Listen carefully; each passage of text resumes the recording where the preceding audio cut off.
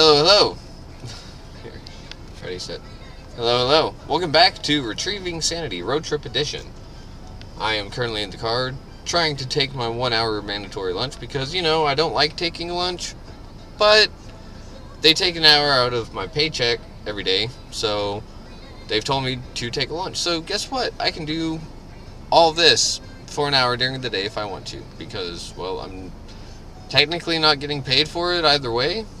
So they want me to take an hour lunch. Okay, that works. I'm not going to sit there and fight it too much, but what I can say is that it's been an interesting day. Just a lot of synchronicities, double numbers everywhere. But I also am making this just because I want to start doing more content creation. And by more, I mean like vlogging or daily journals, whatever. Just kind of log what it's like to actively work a program of recovery. Not that I'm going to be great at it by any means, but I just want other people to see that it takes work. It takes a lot of work to stay in recovery. It takes a lot of work to stay sober because our addiction kept us and always looking for the easy way out. Because doing drugs, the hardest part about all that is, aside from stopping, just obtaining them. And even then, that's not necessarily that hard. So, yeah, it's interesting, honestly, because it's like, life is different, but in a good way. Like, now I don't really run from challenges. Now it's more like, alright, well, let's see what this has to offer this time. So, I mean, if you're wondering how I'm doing this, I got my laptop, and then, yeah. So, it's actually my, whoa, that is trippy.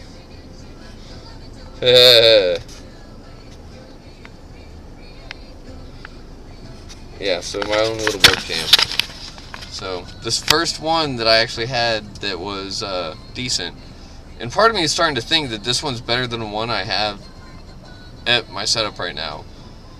I don't know. I'm going to have to figure it out. Because if this one's better, then I'll use it. But if the other one's just as good, then okay.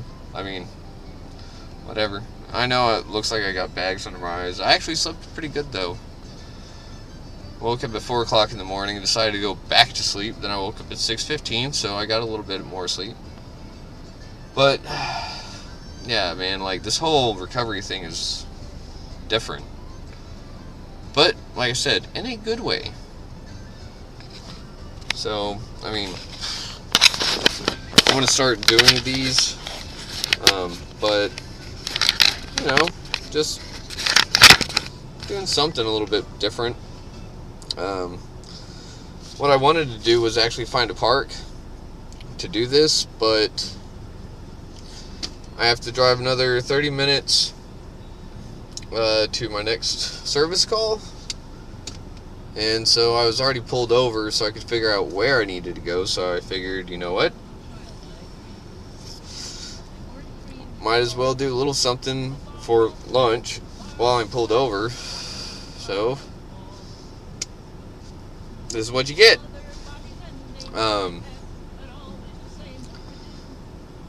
Yeah, I mean, it's funny.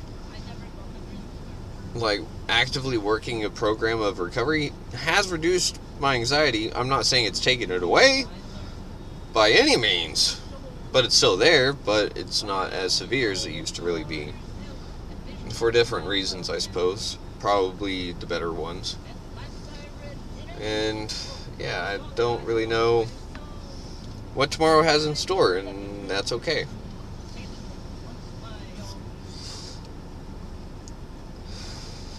I need to start making more TikToks again. But see, that's the thing, too, is that with the TikTok, like, everyone wants to get rid of it. Why? Because we're actually learning shit. We're figuring out all these conspiracy theories aren't really conspiracy. It's fucking...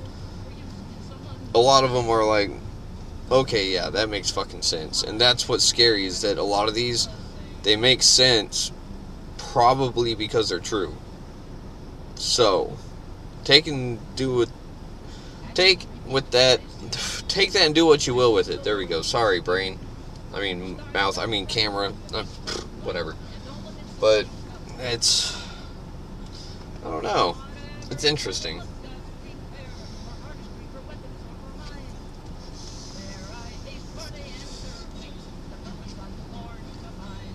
But yeah, learning to live again and be happy has been very interesting.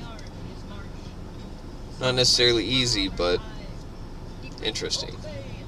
License plate with 77 just drove past, so that makes all day I've been seeing 77, 55, 33, and 99. And a few 88s. In fact, there's a 55, 68 right next to me. So, whatever that means. Synchronicities, like I said. What these mean, I don't know. They have different meanings. So it's like, whatever I'm doing right, I guess. So,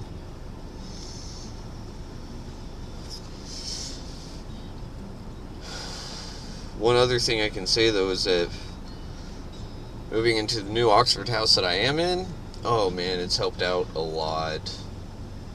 It's helped out so much. Not because, well, several factors, but really the biggest one was the roommate situation. I don't even want to go into that. And that's the thing too, is that like changing roommates or rooms wouldn't have done anything at that house. I needed something else that would actually get me where I want to go more. And so the new house that I'm in is actually doing that. Yeah, Lakewood 2 is like cool, laid back and whatnot, and like that's cool-ish, but I like being productive. I like doing stuff, and being in that house makes me want to do my podcast more. It makes me want to actually like invest time and energy into something that is bigger than myself. I know that I'm making the podcast, but the purpose is for something bigger than myself. So I don't have any control on how it goes, like anything, like if it's successful or if it flops. I mean, yes, I have actions that can impact it, but I don't control the outcome. Kind of like I've said before, I can only influence situations. I can't control them. So, in my eyes, it's something that's bigger than myself. It's a big undertaking, and it's interesting, but at the same time, I have to sit there and realize that this isn't for me. And I don't really think it is for me. If it was for me, then I would be, like, I don't know. It's hard to say because I haven't thought of it like that. It's not for me. Like, do I get a kick out of it? Do I love doing it? Fuck yeah. Like, dude, it's amazing. I love doing this stuff. The only thing is that I don't obsess over it. And I think some people probably think I do, but that's just it. I'm passionate about it. And being passionate means that I'm willing to suffer for it. Just like I was passionate about my addiction. I'm passionate about this podcast, but in a healthy manner. Because I want it to be as good as it can be. Not necessarily by my own doing, but with other people's helps, by the interviews, by getting the word out that addiction, the disease of choice, is real, and it fucking doesn't care who you are, what you do, where you come from. It doesn't care. And I want people to realize that us addicts, we're still fucking people. We are still fucking people. And a lot of people seem to not get that. Ford 888, another license plate. So, I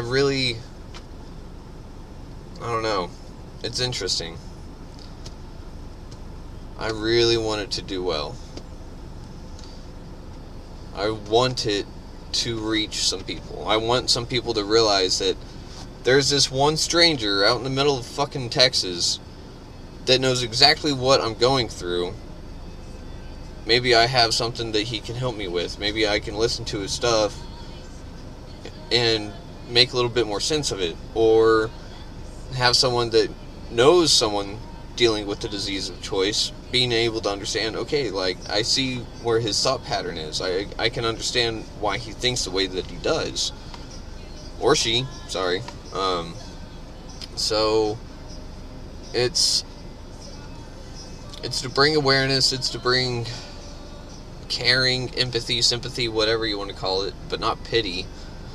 But I want people to understand that addicts or alcoholics are still people. We just have a different disease, and society is still slowly making progress in the mental health regard. Not very quickly, but that's things that, again, we're fighting a stigma, because anything mental health illness related, anything mental health related has always been like hogwash, like, oh yeah, it's not that, it's just willpower or character, and like, if you don't have those two, then you're a bad person or whatever. And that's what people think a lot of addiction and or mental health issues is that people don't want to actually put forth the effort to try and do something, whenever in fact they're trying their damnedest, but they just got something that you can't see on the outside unless it's that bad. And then whenever it is that bad, people treat them like fucking inhuman, like subhuman. And that's the thing, is that we're still people. A lot of us are just misunderstood. 5573, another one. So, I mean, what does it mean to actually be an addict, alcoholic? It means to care. So much so that you wear your heart on your sleeve and you get hurt so many times that you decide to start building a wall. Because it's easier to keep people out and not get hurt at all than it is to let people in and watch your village burn to the ground. So that's where a lot of us have trust issues, because we trusted someone, probably the wrong person. But 35, alright, I better get going, so I'll talk to y'all later.